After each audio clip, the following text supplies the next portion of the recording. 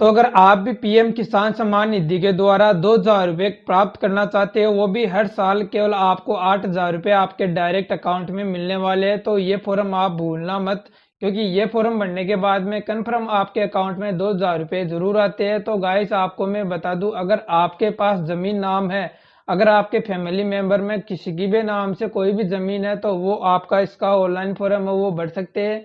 आप भी अपने मोबाइल नंबर या फिर मोबाइल से या फिर आप अपने कंप्यूटर में इसका ऑनलाइन फॉर्म है वो भर सकते हैं। तो आपको इसकी जो वेबसाइट है पीएम किसान सम्मान निधि की, इस पे आ जाने के बाद में आपको यहाँ पे लिखा हुआ है न्यू फार्मर रजिस्ट्रेशन।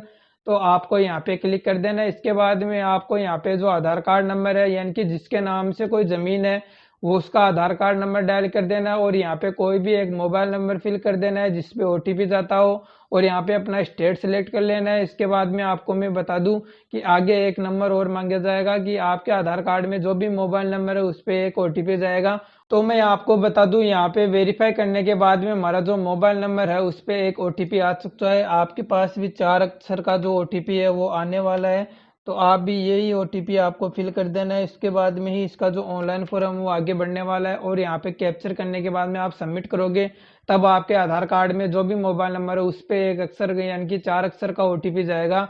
तो वो आपको वहाँ पे फिल कर देना है, तभी इसका जो ऑनलाइन फॉर्म है वो आप भर सकते हो। अगर आपके आधार कार्ड में मोबाइल नंबर नहीं ऐड है, तो आप पहले आधार सेंटर पे जाके इसका जो ऑनलाइन फॉर्म है वो यहाँ पे आवेदन करवा सकते हो, और इसमें जो मोबाइल नंबर है वो ऐड करवा सकते हो। इसके बाद में आपको सबमिट कर देना है।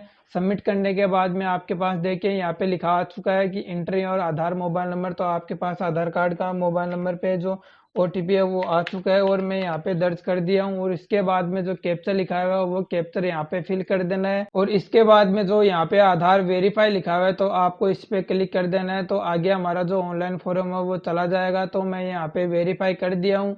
इसके बाद में सबसे इम्पोर्टेंट डिटेल्स है वो आपके पास ये रहने वाली है, तो ध्यानपूर्वक भरना है। तो सबसे पहले आपको मैं बता दूं, अगर आपकी जिस भी डिस्ट्रिक्ट में आपकी जो ज़मीन है वो उसका डिटेल भरना है। यानी कि चाहे आपके फैमिली में कोई विधवा हो या फिर शादीशुदा हो, कोई भी हो, उसके नाम से अगर जिस गांव में नाम है तो वही आपको यहाँ पे सेलेक्ट करना है, ना कि उसका प्रॉपर एड्रेस सेलेक्ट कर लेना है।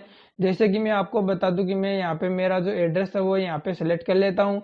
उसके बाद में आपको सब डिस्ट्रिक्ट यानी कि आपका जो तहसील है वो आपको यहाँ पे सेलेक्ट कर लेना है। जैसे कि तहसील में यहाँ पे सेलेक्ट कर लेता हूँ, यानी कि जिस तहसील के अंडर में आपकी जमीन आती है तो उस वो तहसील आपको सेलेक्ट कर लेना है। और आपका जो भी गांव है, यानी कि किस गांव में आपकी जमीन है वो यहाँ पे सिलेक्ट कर लेना है। तो गाइस इसमें आपको मैं बता दूं, यहाँ पे जो मेरा है वो मैं सिलेक्ट कर चुका हूँ। इसके बाद में आपकी जो कैटेगरी है वो यहाँ पे फिल कर देना है। अगर जनरल से हो या फिर ओबीसी से हो तो आपको ऊपर वाला सिलेक्ट कर लेना है, और अगर आप SC ST हो तो यहाँ पे एक एक करके आप यहाँ पे सिलेक्ट कर लेता हूँ। जैसे कि मैं यहाँ पे ओबीसी हूँ तो जनरल सेलेक्ट कर लूंगा। इसके बाद में आपको मैं बता दूं फार्मर टाइप, यहाँ पे फार्मर टाइप बड़ा सेलेक्ट कर लेना है। तो यानी कि आपको मैं बता दूं कि आपको ऊपर वाला ही सिलेक्ट कर लेना है, नीचे वाला छोड़ देना है। इसके बाद में आपको मैं बता दूं कि यहाँ पे आपका मोबाइल नंबर आ चुका है, और यहाँ पे आपका एड्रेस आ चुका है। और आपको सबसे इम्पोर्टेंट बता दूं कि आपका लैंड रजिस्ट्रेशन आईडी क्या होता है। तो लैंड रजिस्ट्रेशन आईडी को आपको मैं बता दूं कि जैसे कि मेरे पास एक जमाबंदी है, तो आप लैंड रजिस्ट्रेशन आईडी ये लगा सकते हो। जैसे कि आपको मैं बता दूं कि खाता संख्या होता है, वो आपको लैंड रजिस्ट्रेशन आईडी होता है। काफी भाइयों को परेशान हो रही थी कि उनको लैंड रजिस्ट्रेशन आईडी नहीं पता है, तो ये लैंड रजिस्ट्रेशन आईडी रहने वाली है। आपका जो खाता संख्या है वही आपकी लैंड रजिस्ट्रेशन नंबर रहने वाली है। तो यहाँ वहाँ पे मैं लैंड रजिस्ट्रेशन नंबर है वो यहाँ पे फिल कर देता हूँ। तो यहाँ पे जैसे कि 624 है, तो मैं यहाँ पे लैंड रजिस्ट्रेशन नंबर डायल कर दिया हूँ। इसके बाद में अगर आपके पास राशन कार्ड है तो आप इसका नंबर भर सकते हो, वरना फिर आप इसको छोड़ सकते हो। इसके बाद में आपको यहाँ पे लिखा हुआ है एक्सेप्टेड पीएम किसान मनधन योजना, तो आपको यहाँ पे यस कर देना है, और कुछ नहीं करना है। इसके बाद में अगर आपकी जमीन सिंगल है तो आपको सिंगल पे टिक करना है, अगर जॉइंट में है तो आपको जॉइंट में क्लिक कर देना है। अगर मैं आपको बता दूं कि जैसे कि जॉइंट में कैसी होती है, तो ये हमारे पास एक जमाबंदी है, तो इसमें आपको मैं बता दूं लगभग 3 जनों का नाम है, तो ये जॉइंट में रहने वाली है। सिंगल में अगर आपका खाते में एक ही नाम दिखाई देता है तो वो सिंगल होता है। तो आपको मैं बता दूं, ज्यादातर किसान भाइयों की यहाँ पे खाता है जो डबल होता है, यानी कि जॉइंट में ही रहता है। तो यहाँ पे मैं जॉइंट सेलेक्ट कर लूंगा, और यहाँ पे जॉइंट सेलेक्ट कर लूंगा। जॉइंट सेलेक्ट करने के बाद में यहाँ पे आपको ऐड लिखा हुआ है, इस पे आपको क्लिक कर देना है। इस पे क्लिक करने के बाद में आपको मैं बता दूं जो कि आपका खाता नंबर है वो यहाँ पे आपको डायल कर देना है। जैसे कि खाता नंबर में आपको बता दूं ये लिखा मैंने डायल किया था यहाँ पे कि आपका लैंड रजिस्ट्रेशन नंबर खाता नंबर आपको मैं खाता बुक में भी दिखा दूं कि आपका कौन सा आता है। ये लिखा हुआ है यहाँ पे खाता नंबर, तो आपको यही यहाँ पे फिल कर देना है, गलती मत कर देना। तो मैं आपको बता दूं यहाँ पे खाता नंबर मैंने 624 लिख दिया है। इसके बाद में आपको बता दूं कि खसरा नंबर क्या होता है और डग यानी कि आपका एक खसरा नंबर। तो खसरा नंबर इसमें आपको जमाबंदी में बता दूं कि आपका खसरा नंबर ये देखिए 3687 है, 3468 है, 3493 है, 3494 है, 3496 है। तो ये आपको पूरे एक एक करके आपको फिल कर देना है। जैसे कि आपको मैं बता दूं इसमें आपको कैसे फिल करना है। तो यहाँ पे जैसे कि 324 है और यहाँ पे स्पेस लगा देना है।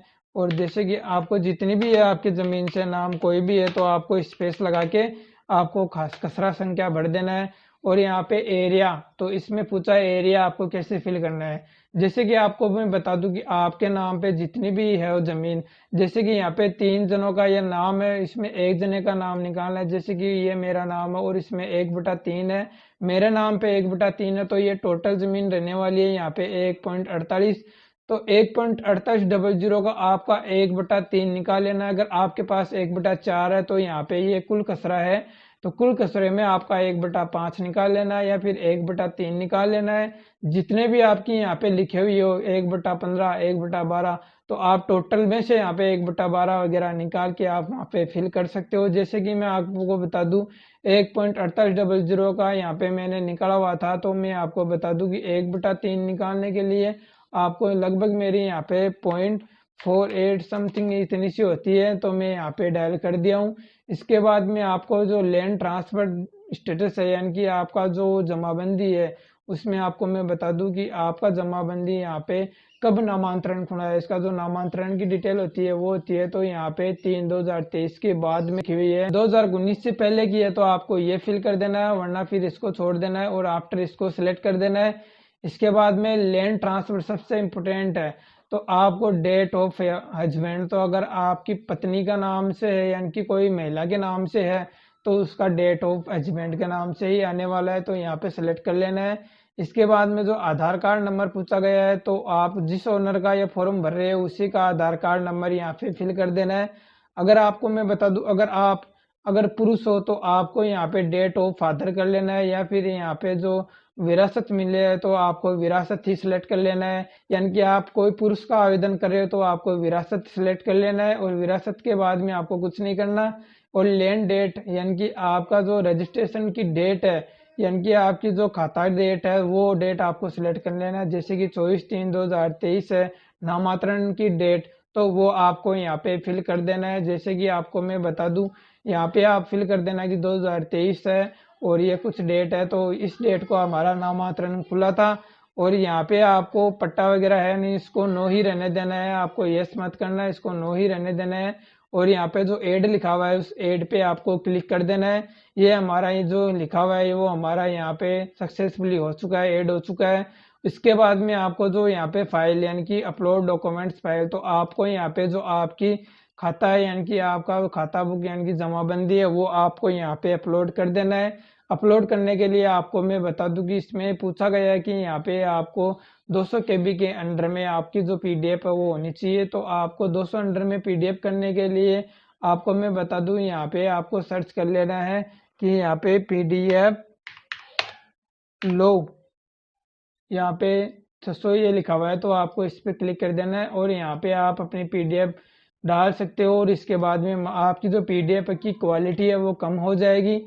इसके बाद में आपको यहाँ पे अपलोड करके और सेव एंड नेक्स्ट कर देना है और हमारा जो फॉर्म है वो सबमिट हो जाएगा। तो गाइज यही है कंप्लीट डिटेल है। सबसे पहले आपको मैं इम्पोर्टेंट है वो बता दूं कि यहाँ पे जो डिटेल है वो आपके गांव में आपकी ज़मीन जिस गांव में है वो ही डिटेल आपकी यहाँ पे फिल कर लेना है और यहाँ पे जो प्रिंट आउट है वो आप ले सकते हो।